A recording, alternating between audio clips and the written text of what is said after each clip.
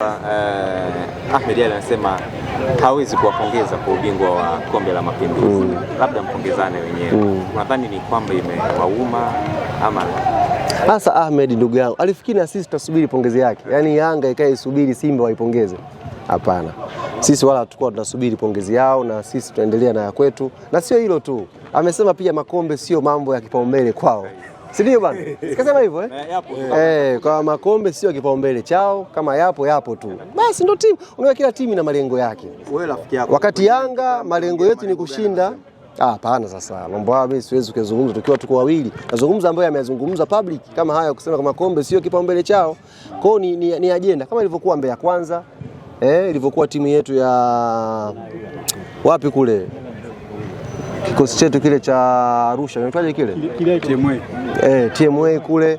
Kila mtu ana malengo yake. Kuna malengo wengine ya kubakia ligi kuu, kuna malengo wengine ya kucheza top 4 na kuna malengo ya Yanga ya kuchukua ubingwa. Kila mwana Yanga anatamani timu yake ichukue ubingwa. Hakuna mwana Yanga hata mmoja timu yake iende kwa mashindano akwambia hili kombe sio kipaumbele au sisi makombe sio kipaumbele chetu.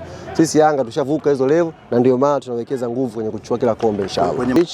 Jana tulikuwa na session ya gym kwa baadhi ya wachezaji ambao hawakushiriki mchezo wa finali dhidi ya Azam Football Club kule Pemba, na baada ya jana leo kikosi chote na nyinyi waandishi ni mashahidi mmefika hapa, wachezaji wote wa Young African Sports Club wako hapa.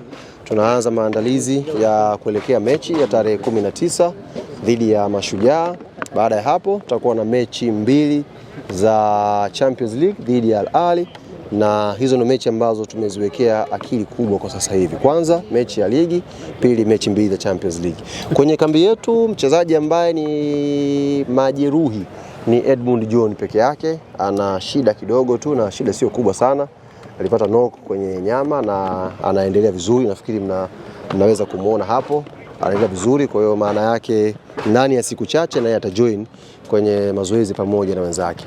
Kimsingi ni kwamba ukiondoa Edmund, wachezaji wote wako fiti. Clement Mzize huyo hapo, ameanza mazoezi na anaendelea vizuri. Alianza kule Zanzibar, Unguja, kaenda Pemba na sasa hivi anaendelea vizuri. Kwa hiyo tuna imani kama alituambia daktari, mwishoni mwa mwezi wa kwanza au mwanzoni mwa mwezi wa pili tunaweza kuanza kumtumia Clement Mzize kwenye pitch. Ali mmeshashusha taratibu mmoja. Ali mmeshashusha vyuma viwili vya uzito kweli kimataifa.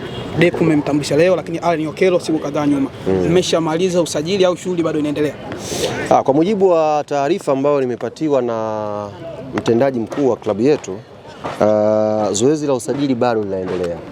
Zoezi la usajili bado linaendelea kwa sababu niliuliza pia mimi swali leo kwamba ndio mwisho hapa kwa Depu. Viongozi wakaniambia bado kuna sajili nyingine zitaongezeka kwenye timu yetu.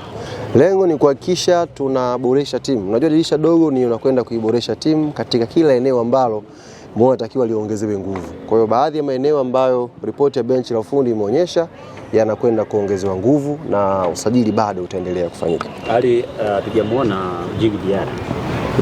Diarra ameshaingia na amepewa off leo sababu ametoa alfajiri ya leo. Kwa maana yake kesho atajoin kwenye program ya mazoezi pamoja na yuko hapa. Nimeona propaganda nani alianzisha ule Thabiti Zakaria. Kufungwa kuna mengi ndugu zangu. Mimi nilimuelewa Zaka. Lakini Diarra ameingia alfajiri ya leo na kesho inshallah atakuwa hapa kwenye mazoezi na wenzake. Taarifa za kusema kwamba haitaki Yanga sio za ukweli. Taarifa za kufungwa Zaka hizo bana. Kavurugwa siku sana atafuta pa kutokea. Ndio maana kazungumza kadi, kazungumza penalty, kamzungumza Diarra. Wewe mtu hata yupo kwenye mechi kamtaje.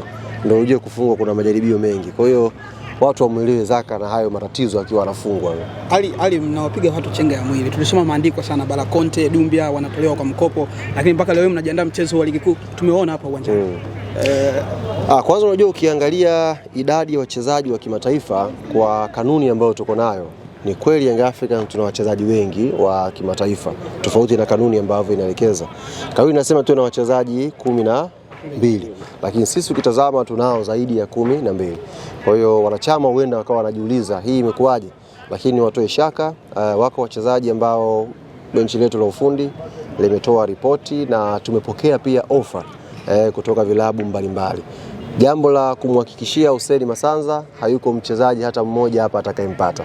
Nimeona amekuwa akijipa moyo, akijaribu kujifananisha na sisi, lakini ni mbingu na ardhi. Wachezaji wote ambao wataondoka dirisha hili dogo, ofa zao zinapatikana kutoka mbalimbali, kaskazini mwa Afrika huko, kusini mwa Afrika, lakini nyingine mpaka Europe. Tumepata ofa, timu nyingi ziko hitaji. Kwa hiyo kuna mazungumzo yanaendelea, na ndani ya hizi siku 3 mpaka 5 inshallah tutakuwa tumeshatoa ripoti ya wachezaji gani wa kimataifa aidha wamenunuliwa au tumewatoa kwa mkopo. Kwenye michuano ya Mapinduzi tulimuona Maarufu Chakei. Mwendelezo wake ni upi ndani ya Yanga? Maarufu Chakei pia umemuona kule Zanzibar akiwa na Singida, si ndio? Ulimuona kwetu, kamuona pia na Singida. Kwa mwendelezo wake ndio huo. Si ulimuona Yanga? Si ulimuona Singida? Huo ndio mwendelezo Maarufu Chakei. Mmeachana naye kumsajili au hamna tena mipango naye? Taratibu za Maarufu Chakei zilikuwa zinakwenda vizuri mpaka hapo ambako hivi ni kocha au meneja wanamuita wao? Meneja, yes. Taarifa ile ikatumwa na mtendaji mkuu wa klabu yao kwamba sisi tulikuwa tunamhitaji Maarufu Chakei kwa loan ya miezi 6, lakini baadaye wakatafuta wenzetu. Unajua kitu cha kuazima tena shehe huwezi kutamba nacho. Wakatafuta wenzetu, bwana kocha amekuja anamhitaji Maarufu Chakei arudi kwenye timu. Kwa hiyo mazungumzo yakafia pale pale na Maarufu Chakei akarudi kwenye timu yake. Kwa hiyo tunamtakia kila la kheri. Tulikuwa tunamhitaji ndio maana alikuja, lakini sasa hatakuwa tumemnunua. Tulimchoa mkopo na terms ziliruhusu wakiwa wanamhitaji wachukue mchezaji wao. Wamechukua mchezaji wao. Kwa hiyo ni jambo la kumtakia kila la kheri Maarufu Chakei aendelee kuperform huko Singida Black Stars. Mimi namaliza hii ya mwisho kwangu. Kuna mambo mawili ambayo yanawatatiza sana wapinzani wenu. Jambo la kwanza, comment nyingi wanahoji mbona mnawazidi sana kwenye usajili hasa baada ya kukamilisha deal la Okello. Na issue ya mwisho